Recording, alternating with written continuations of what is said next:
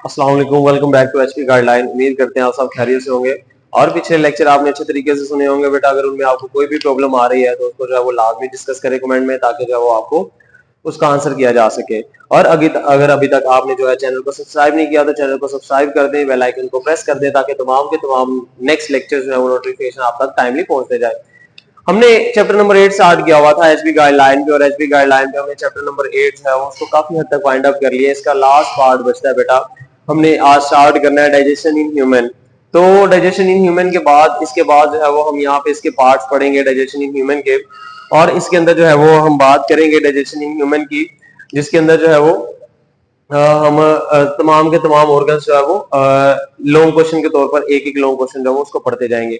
आज सबसे पहले हम इसका इंट्रोडक्शन पढ़ेंगे कि डाइजेशन जो है वो इंसान के अंदर होती किस तरह से है, क्या क्या चीजें उनके अंदर होती हैं, कौन कौन से ऑर्गन्स होते हैं, और इंशाल्लाह नेक्स्ट लेक्चर में जो है वो हम इसका फर्स्ट लॉन्ग क्वेश्चन स्टार्ट करेंगे। तो लेट्स सी देखते हैं कि डाइजेशन इन ह्यूमन जो है वो उसमें क्या है। देखिए बेटा, डाइजेशन इन ह्यूमन, डाइजेशन जो है याद रखिएगा, डाइजेशन जो है इन ह्यूमन इंसान का निजाम इंहजाम, मतलब कि इंसान जो है इंसान का निजाम इंहजाम, मतलब कि इंसान जो है वो खुराक खाना और खुराक जो है खा के उसको जो जिस्म से बाहर निकालने तक का तमाम प्रोसेस जो है वो इंसान का कहलाता है निजाम इंहजाम, digestion in human. Digestion in human जो है बेटा देखिए कि इंसान के अंदर खुराक का खाने से लेके खुराक के वेस्ट का जिस्म से निकल जाने का तमाम प्रोसेस जो है वो डाइजेशन कहलाता है। और इस डाइजेशन के अंदर जो है वो मुख्तलिफ प्रोसेस से जो है वो एक खुराक जो है वो उसको गुजरना पड़ता है, मुख्तलिफ प्रोसेस से गुजरना पड़ता है। तो यहाँ पे हमारे पास जो है बेटा वो 5 प्रोसेसेस बताए गए हैं, उनको जो है वो हम देखते हैं। सबसे पहले अगर हम बात करें तो देखिए सबसे पहला है वो कहता है इंजेक्शन, कि आपने जो है वो सबसे पहले खुराक को खाना होता है, इंजेक्ट करना होता है, इंजेक्शन करना होता है, मतलब खुराक को खाना है, या हम इसको कह सकते हैं कि इंजेक्ट करना है, आपने खुराक को निगलना है, ठीक है। उसके बाद दूसरे नंबर पे जो है वो आपने इसकी करनी है, उसी खुराक जो आपने खाई है उसकी करनी है बेटा डाइजेशन। डाइजेशन का मतलब आप ये कह लें कि ब्रेक डाउन है, तोड़ फोड़ करना है, जो खुराक आपने खाई है उसको तोड़ फोड़ करना है। और तीसरे नंबर पे जो है वो डाइजेशन के बाद आपने जो भी खुराक जो है डाइजेस्ट की है, तोड़ी है, उसको जो है वो आपने एब्जॉर्प्शन करनी है, उसको एब्जॉर्ब करना है, एब्जॉर्प्शन, ठीक है। एब्जॉर्प्शन का मतलब है इंतजाब, जज़ब करना। अब जज़ब करना क्या होता है, ये किस तरह से जज़ब होती है बेटा, इसको जो है वो हम नेक्स्ट स्मॉल इंटेस्टाइन में इंशाल्लाह डिस्कस करेंगे। उसके बाद नंबर 4 पे जो है वो हमारे पास है एसिमिलेशन, कि जो आपने खुराक खाई है इसका खुराक का इसको जोड़ के बड़े मॉलिक्यूल्स बना देना और इसको जो है वो जिस्म का हिस्सा बना देना, ठीक है, बना देना हिस्सा। और लास्ट वन जो है वो हमारे पास है इसका डेफिकेशन। डेफिकेशन का मतलब होता है बेटा खारिज कर देना। डेफिकेशन जो है ये आपके पास कहलाता है खारिज कर देना। अब डेफिकेशन जो है इसमें खारिज करना है, डेफिकेशन की जगह जो है वो एक वर्ड यूज किया जाता है एलिमिनेशन, मतलब खारिज कर देना, एलिमिनेट कर देना जिस्म से, तो डेफिकेशन या एलिमिनेशन। तो ये 5 तरह के बेटा प्रोसेस है जो कि हमारी डाइजेशन में अहम किरदार अदा करते हैं। इंसान की डाइजेशन जो है इन 5 फेसेस पर मुश्तमिल है। इन 5 फेसेस से जो है वो गुजर के हमारी खुराक जो है वो उसको तोड़ के उसके वेस्ट जो है वो जिस्म से निकाल दिए जाते हैं। अब ये तमाम के तमाम बेटा हमारे पास 1 2 3 4 और 5 जो है 5 प्रोसेसेस है, और इन 5 प्रोसेसेस के होने के लिए कुदरत ने इंसान के अंदर एक कैनाल रखी हुई है।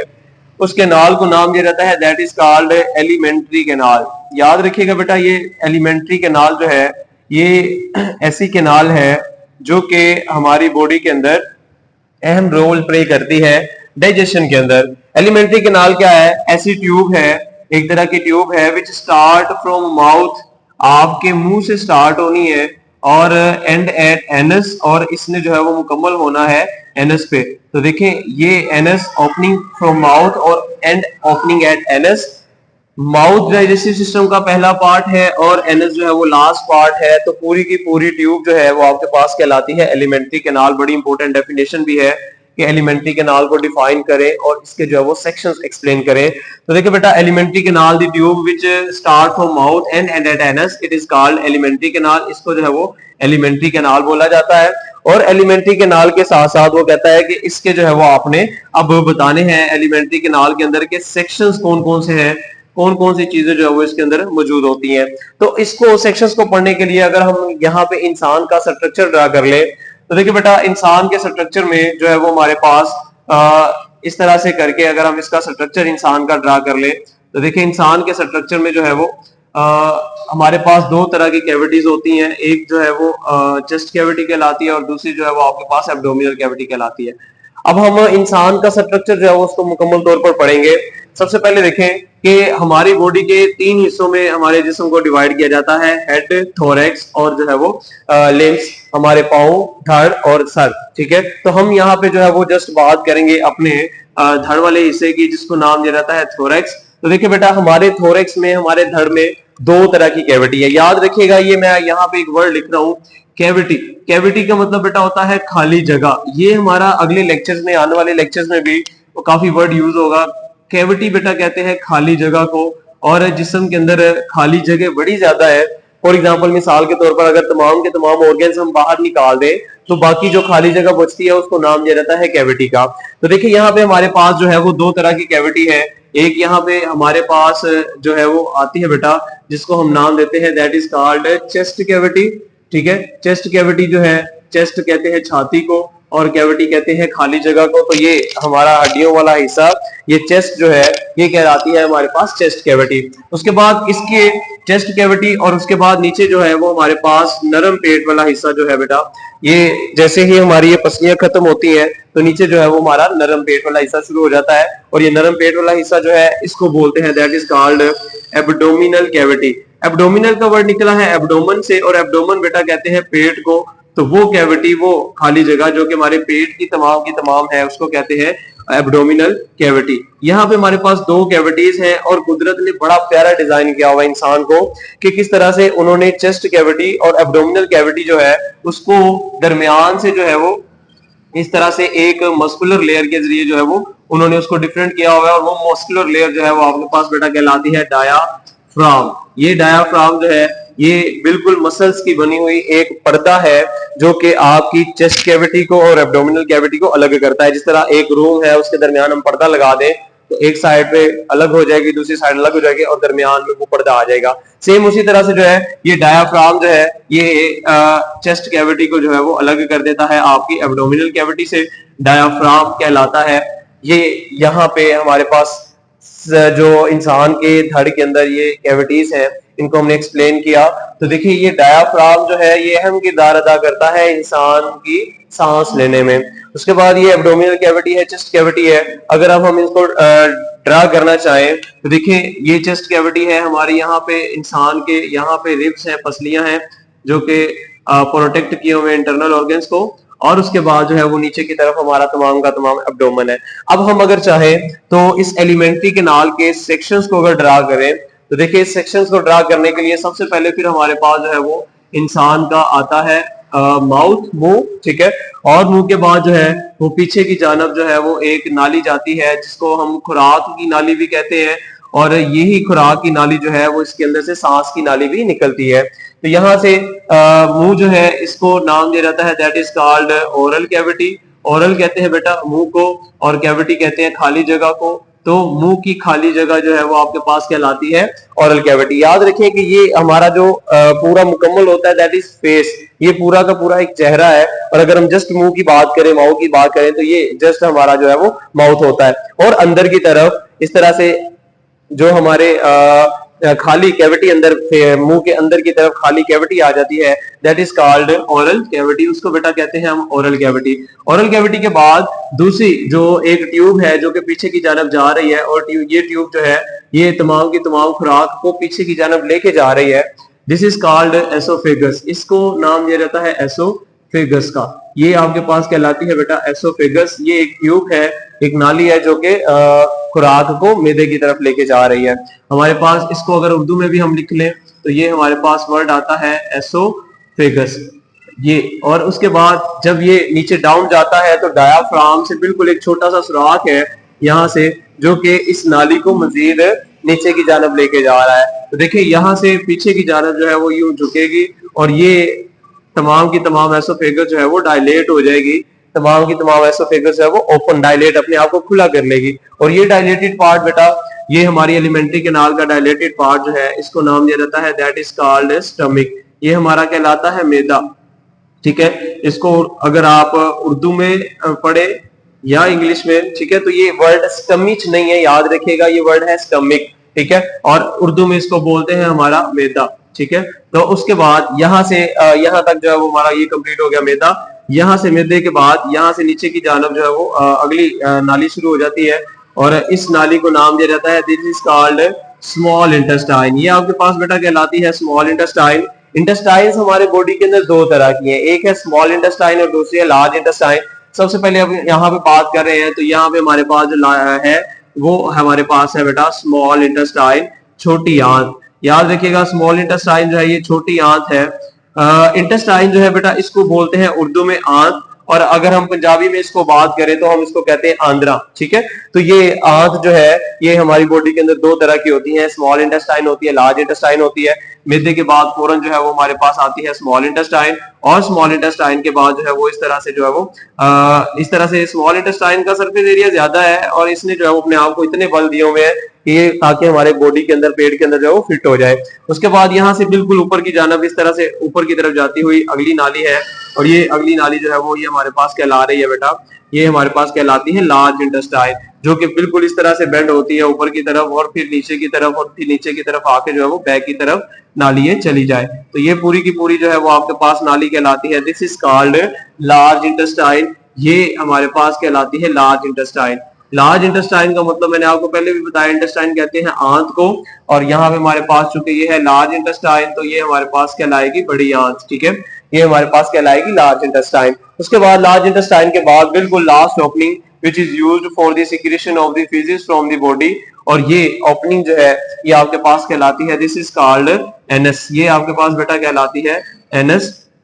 ये anus it is the last part of the alimentary canal. तो देखें माउथ ओरल कैविटी से स्टार्ट किया और एनस पे एंड किया, तो ये पूरी की पूरी नाली जो आपके पास कहलाती है this is called elementary canal. ये तमाम के तमाम सेक्शंस हैं आपके पास एलिमेंट्री कैनाल के, और ये आपको शॉर्ट क्वेश्चन भी आ सकता है कि define alimentary canal, right it's sections. तो आप सेक्शंस में यहाँ पे लिखेंगे कि यहाँ पे पहला इसका सेक्शन जो है वो है इसका ओरल कैविटी है, जो कि हमारे पास लॉन्ग क्वेश्चन नंबर 1 होगा।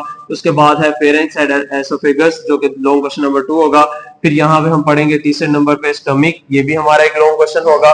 उसके बाद चौथे नंबर पे जो है वो हम पढ़ेंगे स्मॉल इंटेस्टाइन जो कि हमारा लॉन्ग क्वेश्चन है, और उसके बाद हम यहाँ पे पढ़ेंगे लार्ज इंटेस्टाइन जो कि ये हमारा लॉन्ग क्वेश्चन है। ये तमाम की तमाम चीजें कवर करने के बाद देखिए बेटा यहाँ पे बिल्कुल मैदे के बिल्कुल सामने वाली सतह पे जो है वो कुदरत ने इस तरह से एक और स्ट्रक्चर भी रखा हुआ है, और ये स्ट्रक्चर जो है वो बेटा कहलाता है आपके पास लिवर, जिसको हम कहते हैं जिगर। और अगर हम इसकी दूसरी बात कर लें अपनी लाइफ में तो हम इसको ज्यादातर हमारे जो बोली जाती है वो कलेजी इसको बोला जाता है, ठीक है। तो ये जिगर जो है वो हमारी बॉडी के अंदर अहम किरदार अदा करता है, हमारी डाइजेशन में मदद करता है और हमारे खून को साफ करने में और खुराक वगैरह को स्टोर करने में और खुराक को साफ करने में अहम किरदार अदा करता है। तो ये हमारे पास आखिरी यहाँ पे जो लॉन्ग क्वेश्चन हम पढ़ेंगे अपनी बुक के अंदर, वो लॉन्ग क्वेश्चन हमारा पढ़ेंगे दैट इज कॉल्ड लीवर। इसको बेटा कहते हैं लीवर, जिगर। और ये जिगर जो है अगर आप इसको मजीद अपनी जुबान में कहें तो इसको बोला जाता है कलेजी, ठीक है। ये हमारी डाइजेशन में अहम किरदार अदा करता है। ये तमाम के तमाम बेटा लॉन्ग क्वेश्चंस है, जितने भी सेक्शंस मैंने आपको बताए हैं ये हमारे आगे जाके लॉन्ग क्वेश्चन होंगे, और रोजाना की बेस पे जो है वो हम पर लेक्चर करके जो है वो इन लॉन्ग क्वेश्चंस को इंशाल्लाह कवर करते जाएंगे। अब उसके बाद दूसरी बात करें तो मैदे के बेटा यहाँ पे ऊपर की यहाँ निचले की जानिब जो है वो एक और स्ट्रक्चर कुदरत ने लगाया हुआ है, और इस स्ट्रक्चर को जो है वो नाम दिया जाता है पेंक्रियाज। पेंक्रियाज बेटा कहलाता है आपके पास, और ये पेंक्रियाज जो है ये भी हमारी डाइजेशन में जो है वो अहम किरदार अदा करता है। पेंक्रियाज, पेंक्रियाज इसको उर्दू में भी इस तरह लिखा जा सकता है, ठीक है। और ये पेंक्रियाज जो है ये लोगों के अंदर डायबिटीज, शुगर करवाने में जो है वो बड़ा रोल प्ले है इसका, कि लोगों के अंदर जो है वो शुगर जब होती है तो इनके पेंक्रियाज के अंदर जो वो खराबी होती है। उसके बाद मैदे के ऊपर एक और तरफ स्ट्रक्चर लगा होता है, और इस छोटे से स्ट्रक्चर को जो है वो बेटा नाम दिया जाता है दिस इज कॉल्ड स्प्लीन। ये बेटा आपके पास कहलाती है स्प्लीन। स्प्लीन कहते हैं तिली को, तो तीली जो है वो ये भी अहम किरदार अदा करती है हमारे खून को फिल्टर करने में और खून बनाने में, ठीक है। तो यहाँ तक जो है वो हमारे पास कंप्लीट हुआ हमारा एब्डोमिनल कैविटी। ये तमाम की तमाम चीजें जो हमारी ये पेट के नरम हिस्से में मौजूद होती हैं। अगर हम बात करें तो ये तमाम का तमाम पोर्शन जो है जितना मैंने अभी आपको पढ़ाया अपना एब्डोमिनल कैविटी जो है, ये तो हम 9th क्लास के इसी चैप्टर नंबर 8 में कवर करेंगे। इसके बाद अगर हम बात करें ऊपर वाले हिस्से की जिसको मैंने नाम दिया चेस्ट कैविटी का, तो देखिए चेस्ट कैविटी के अंदर बेटा कौन कौन सी चीजें जो मौजूद होती हैं, कौन कौन से ऑर्गन्स मौजूद होते हैं। तो देखिए यहाँ पे हमारे पास बिल्कुल चेस्ट कैविटी में यहाँ पे बिल्कुल सेंटर में यहाँ पे इंसान का दिल मौजूद होता है। अब आप कहेंगे कि हम तो सर जो है वो हमने तो सुना हुआ है कि इंसान का दिल जो है वो लेफ्ट साइड पे होता है। तो बेटा इसको इंशाल्लाह हम 9वें चैप्टर में जाके डिस्कस करेंगे, मुकम्मल पोजीशन ह्यूमन हार्ट की पढ़ेंगे और इसका प्रॉपर जो है वो डायग्राम देखेंगे और इसकी डिजीज और किस तरह से ये हार्ट वर्किंग करता है, इसको भी इंशाल्लाह उसके साथ डिस्कस करते जाएंगे। उसके बाद इसके चेस्ट कैविटी में जो है वो हमारे पास बिल्कुल दरमियान में हार्ट है, तो यहाँ पे दोनों साइड पे जो है वो इस तरह से करके इंसान के 2 फेफड़े मौजूद हैं जो कि डिफरेंट लोब्स पर मुश्तमिल हो सकते हैं। लंग्स मौजूद है इंसान के। तो आपकी थोरेसिक कैविटी में, इंसान की थोरेसिक कैविटी में बेटा लंग्स मौजूद होते हैं और ह्यूमन हार्ट होता है। उसके बाद जो है वो डायाफ्राम इसको जो है वो सेपरेट कर देता है और नीचे जो है वो एब्डोमिनल हिस्से में आपकी तमाम की तमाम जो है वो डाइजेशन जो है वो मुकम्मल हो जाती है। तो बेटा यहाँ तक जो है वो आज का हमारा इंट्रोडक्शन था सारे का सारा कि इंसान का जिस्म जो है वो डाइजेशन किस तरह से करता है और एलिमेंट्री कैनाल क्या है। तो आज हमने एलिमेंट्री कैनाल को पढ़ा, कैसी नाली है जो कि माउथ से स्टार्ट हो रही है और एंड हो रही है एनस पे। तो देखिए यहाँ पे हम अब ये 5 के 5 प्रोसेसेस जो हमने पढ़े हैं कि इंजेक्शन जो है ये डाइजेशन, एब्जॉर्प्शन, एसिमिलेशन, डेफिकेशन, तो ये तमाम के तमाम प्रोसेस इन ऑर्गन्स के अंदर ही होने हैं। सबसे पहले जो है वो इंजेक्शन करनी है हमने नंबर 1 के जरिए, ओरल कैविटी के जरिए। उसके बाद जो है वो ट्रांसपोर्ट करना है और डाइजेशन करनी है आपने स्टमक में, और उसके बाद जो है वो एब्जॉर्प्शन करनी है आपने स्मॉल इंटेस्टाइन में। एब्जॉर्प्शन करने के बाद उसको एसिमिलेट करवा देना जिस्म के अंदर, और डेफिकेशन लास्ट बच जाता है। डेफिकेशन करनी है आपके लार्ज इंटेस्टाइन के आखिरी पार्ट ने, और आखिरी पार्ट ने जो है वो इसको जिस्म से जो है वो डेफिकेट कर देना है। तो बेटा यहाँ तक आज का हमारा टॉपिक था। उम्मीद करते हैं कि आप इसको अच्छे तरीके से सुन लेंगे, क्योंकि अगले जितने भी हमारे लेक्चर्स हैं वो सारे के सारे इसी पे बेस करेंगे। हम इनको मुकम्मल तौर पर इंशाल्लाह कल से अपना लेक्चर स्टार्ट करेंगे और कल से जो है वो हम अपने मुकम्मल लॉन्ग क्वेश्चन याद करेंगे। देखिए ये हमारे चैप्टर नंबर 8 का वो हिस्सा है जिसमें से मैक्सिमम दफा लॉन्ग क्वेश्चन पास पेपर जितने भी आप चेक कर लें तो मैक्सिमम लॉन्ग क्वेश्चन जो है वो आपके इसी पार्ट से आए हुए हैं। Write a note on stomach, write a note on small intestine, write a note on liver, role of liver. तो ये हमारे मुख्तलिफ तरह के लॉन्ग क्वेश्चन है। इंशाल्लाह इसको जो है वो वक्त के साथ साथ जो है वो वाइंड अप करते जाएंगे। उम्मीद करते हैं कि आपको लेक्चर पसंद आया होगा और आपने जो है वो अच्छे तरीके से समझा होगा। बेटा अगर इसके मुतालिक कोई भी आपके पास क्वेश्चन हो तो काइंडली जो है वो उसको कमेंट में लाजमी डिस्कस करिएगा, हम उसको आपको रिप्लाई करेंगे। और अगर अभी तक आपने चैनल को सब्सक्राइब नहीं किया तो चैनल को सब्सक्राइब कर दें और बेल आइकन को प्रेस कर दें, ताकि आने वाले जितने भी इंपॉर्टेंट लेक्चर्स हैं जो कि अब से ऑनवर्ड स्टार्ट हो रहे हैं वो आप तक जो है वो टाइमली पहुंचते जाए। उम्मीद करते हैं आप जो है वो अच्छे तरीके से सुनेंगे। अभी के लिए अल्लाह हाफिज।